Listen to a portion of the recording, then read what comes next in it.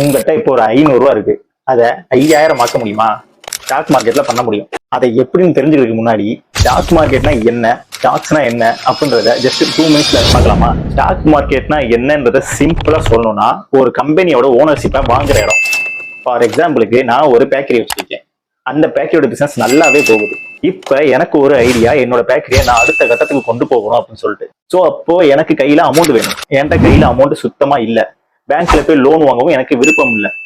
So அப்போ நான் என்ன பண்ணுவேன், என் பேக்கரியோட சின்ன ஓனர்ஷிப்பை பப்ளிக்கு கொடுக்குறேன். ஸோ அந்த சின்ன ஓனர்ஷிப் தான் ஷேர். அந்த ஷேரை நீங்க வாங்குனீங்க அப்படின்னா நீங்களும் என்னோட பேக்கரியில ஒரு ஓனர் தான்.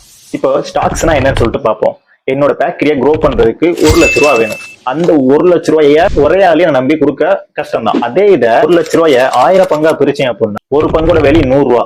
இப்போ என்கிட்ட 1,00,000 ரூபாய் இல்ல, ஏன்னா என்கிட்ட 1000 ரூபாய் இருக்கு. 1000 ரூபாய் கொடுத்து நான் உங்க பேக்கரியோட பங்கை வாங்கிக்கிறேன், ஷேரை வாங்கிக்கிறேன் அப்படின்னு சொல்றாங்க அப்படின்னா வாங்கிக்கலாம். அப்போ 1,00,000 ரூபாயில 1000 ரூபாய் எவ்வளவு பங்கு? 1%.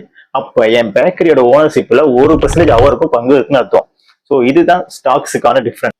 ஸோ இப்போ உங்களுக்கு ஸ்டாக் மார்க்கெட்னா என்ன, ஸ்டாக்னா என்னன்றது தெளிவா புரிஞ்சிருக்கும். ஸோ இந்த மாதிரி ஸ்டாக் மார்க்கெட்டான யூஸ்ஃபுல்லான கண்டென்ட் தெரிஞ்சுக்க நம்ம ஃபினான்ஸ் வித் பாலா சேனலை ஃபாலோ பண்ணிக்கோங்க. ஸோ ஸ்டாக் மார்க்கெட்னா என்ன, ஸ்டாக்ஸ்னா என்னன்னு தெரிஞ்சு நினைக்கிற உங்க ஃப்ரெண்ட்ஸ் அண்ட் ஃபேமிலிக்கு இந்த வீடியோவை ஷேர் பண்ணிருங்க.